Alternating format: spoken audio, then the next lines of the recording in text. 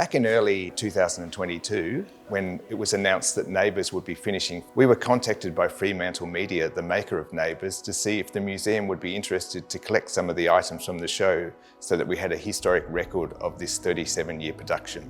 More scripts. I sort of thought, what do I think of when I think of Neighbours? And I think of weddings. In 2018, they filmed the first wedding between two male characters just after the marriage equality plebiscite. That was a very exciting moment in Australian television history. And for a lot of people, it would have been the first time they actually saw a wedding between two same-sex people. That's why I was very excited to get their ensembles. And of course, the other wedding ensemble from 2022 featured actress Georgie Stone, who's a transgender actress. And it was the first time that a transgender character was married on screens. And again, it was that thing of you can't be what you can't see. So it was a very exciting moment and got a lot of publicity.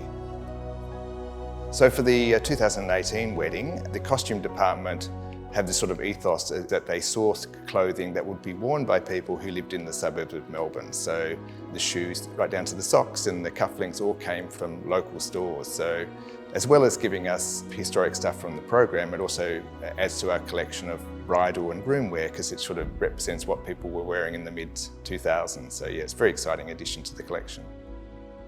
I think the other thing, of course, is collecting them now is that we can get the complete outfit, and the people in the costume department, particularly the head designer, Nicholas Wakely, he was very excited and very chuffed that we were interested in his creations. Particularly Mackenzie, who was the character played by Georgie Stone, they actually made the wedding dress by hand. The design on it was actually done and then printed onto the fabric. A lot of work went into it, so they actually were, from a practical point of view, we're actually quite excited that we were interested in what they made and saw it as important. This relationship we have with Fremantle and with the people who work on the show has actually come about because of this second ending. So the fact it's come back again doesn't worry me at all, because the moments were still important whether or not the show came back. We weren't collecting them because the show was finishing. That just gave us the opportunity to collect them. It's a skate shot. I know.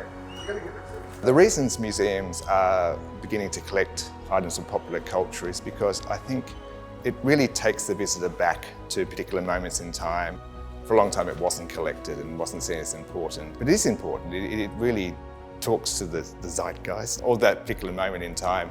We all look back and remember the music, the films, the television, and you look at them as cultural objects. They do actually tell you a lot about what was happening at the time, how liberal we were, how conservative we were, what was allowed to be seen, what wasn't.